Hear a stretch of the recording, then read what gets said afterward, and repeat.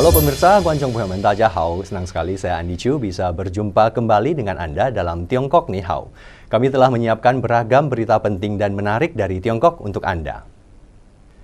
Kita mulai dengan berita pertama. Investasi besar Tiongkok di Kamboja telah memicu pembangunan dan konstruksi besar-besaran di negara tersebut. Investasi ini juga dengan cepat telah memodernisasi infrastruktur yang sudah ketinggalan zaman di Kamboja. Tiongkok memang telah lama menjadi pendonor utama bagi Kamboja, memberikan miliaran dolar dalam bentuk bantuan maupun investasi. Dukungan ini semakin meningkat di bawah Prakarsa Sabuk dan Jalan atau Belt and Road Initiative (BRI) yang diusulkan oleh Tiongkok yang bertujuan untuk meningkatkan konektivitas regional dan global. Proyek-proyek penting di Kamboja yang didukung oleh Tiongkok adalah pengembangan sistem kereta api baru, skema pembangkit listrik, serta pembangunan jembatan, pelabuhan laut, dan bandara. Tahun ini sebagai proyek utama BRI, Kamboja membuka jalan tol pertamanya dengan total investasi sekitar 2 miliar dolar AS atau sekitar 30,7 triliun rupiah.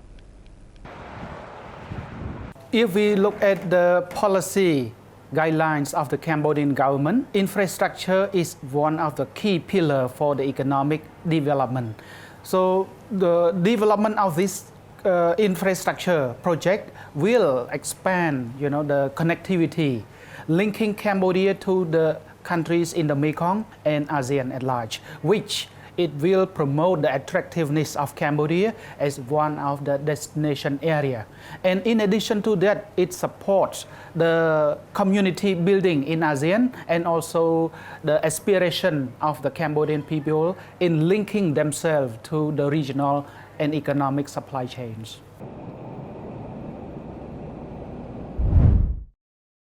Produsen mobil listrik Tiongkok terus memperluas keunggulan mereka di dalam negeri dan untuk pertama kalinya akan mengungguli raksasa otomotif asing tahun ini. Dan sekarang, merek mobil listrik Tiongkok juga mulai menunjukkan taringnya di pasar luar negeri. Produsen kendaraan listrik terkemuka di Tiongkok, BYD, mengekspor 18.000 lebih kendaraan energi baru pada bulan Juli 2023 dengan Asia Tenggara dan Eropa sebagai pasar dengan pertumbuhan tercepat. Perusahaan tersebut mengatakan bahwa model ekspor utamanya atau TRI telah menjadi model terlaris di negara-negara seperti Selandia Baru, Thailand, Singapura, Israel, dan Swedia. Di bulan Juli 2023, lebih dari 700 unit mobil ini terjual di negara Skandinavia dan merebut posisi teratas dari saingan terberatnya Tesla untuk pertama kalinya.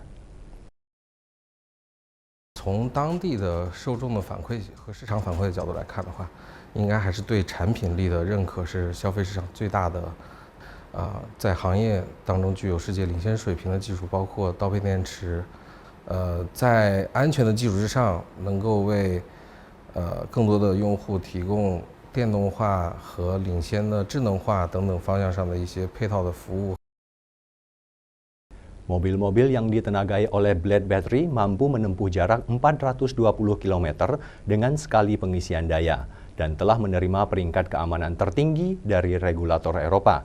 Tiongkok juga memproduksi sebagian besar baterai generasi baru di dunia yang merupakan modal utama mobil listrik.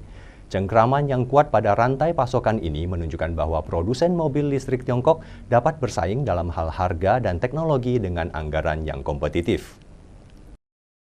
成本的控制上，我们有自己的一定的这种比较优势。可能20多年前就已经在布局整个新能源车产业链上的各个关键的环节，包括我们的上游、终端，或者2到3年的一个新能源车的快速发展，我们准备了实际上有20年的时间。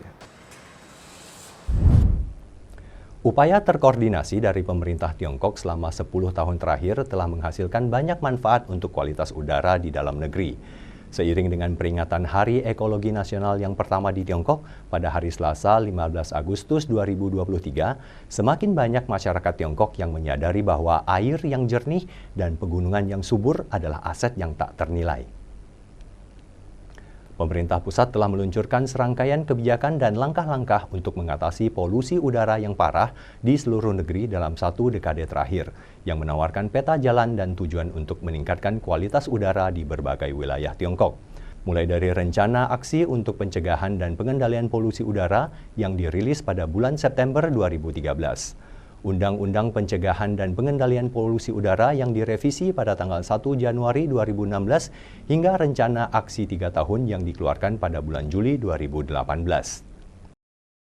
实施了一系列重大的减排工程和措施，比如说燃煤过路从65万台下降到9万台，农村散煤清洁能源改造达到了3700多万户，两项措施减少了煤炭的消费量4亿多吨，钢铁淘汰落后产能和化解工程产能3亿吨，水泥呢是4亿吨。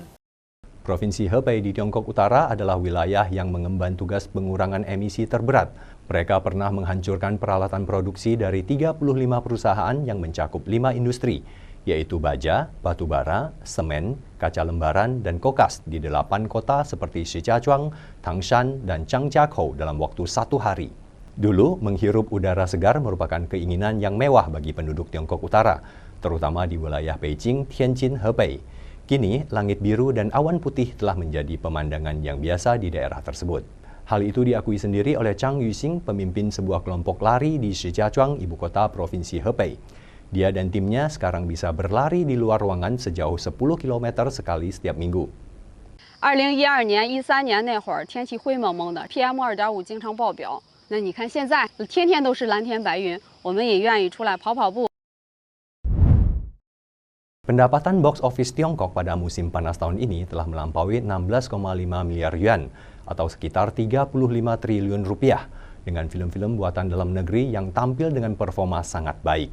Pada minggu lalu, pendapatan box office di Tiongkok adalah 2,25 miliar yuan atau sekitar 4,8 triliun rupiah, menempati urutan ketiga dari semua pendapatan mingguan sepanjang tahun 2023.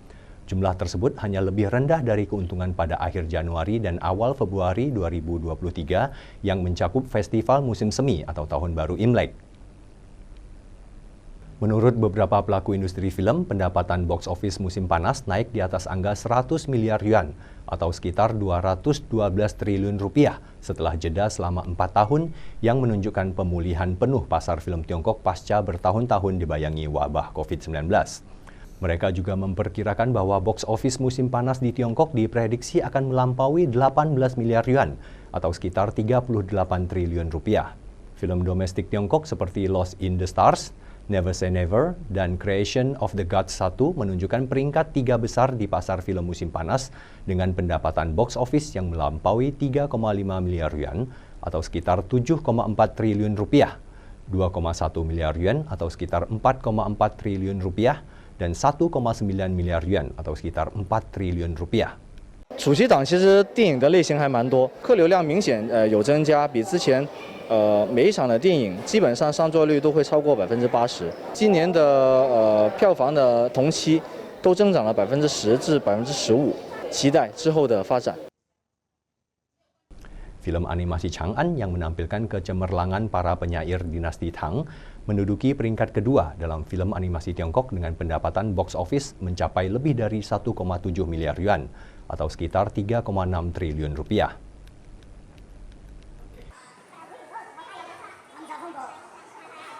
国外的电影的水平可能保持原状，其实类型都主打以往的老科幻。国产呢，增加了不同的元素，融入我们的生活。特效是没得说了，观感上面来说也是改变的比较好的。国产的电影都在崛起。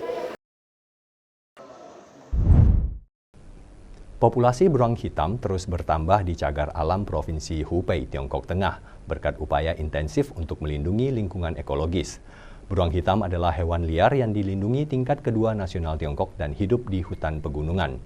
Di cagar alam nasional Tu Heyuan, kamera inframerah yang dipasang di pegunungan berhasil menangkap rekaman beruang hitam yang lebih sering dalam beberapa tahun terakhir. Menurut Zheng Deguo, Kepala Teknisi Cagar Alam Nasional Tu Heyuan, hanya ada satu rekaman beruang hitam sejak pertama kali ditemukan pada tahun 2009 silam.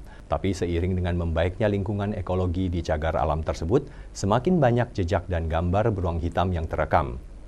Dalam investigasi baru-baru ini, Zheng dan timnya berhasil menemukan jejak beruang hitam yang sedang memangsa semut tidak jauh dari pintu masuk cagar alam. Dilihat dari satu jejak kaki, beruang tersebut memiliki berat setidaknya 100 kg dan belum sepenuhnya dewasa. Cheng mengatakan bahwa beruang hitam sering memanjat pohon yang tinggi untuk mencari makan. Mereka bahkan bisa membangun bangku dengan cabang-cabang yang tinggi di atas kanopi. Cheng dan timnya juga menemukan sarang beruang hitam itu yang berbentuk oval, berdiameter sekitar 1 meter dan terbuat dari bambu dan ranting-ranting. 你看它力气大，它上去它把树干都破坏了，又坐到这儿，边休息边吃果子，吃饱了以后它又沿了下来。 Pemirsa, sampai di sini perjumpaan kita dalam Tiongkok Ni Hao edisi kali ini. Kami akan kembali dengan ragam berita dan info menarik dari Tiongkok pekan depan. Terima kasih atas atensi Anda. Saya Andy Chiu, 我是 Andy Chiu Liefeng. Semoga Anda sehat dan sejahtera selalu. 祝大家健康平安。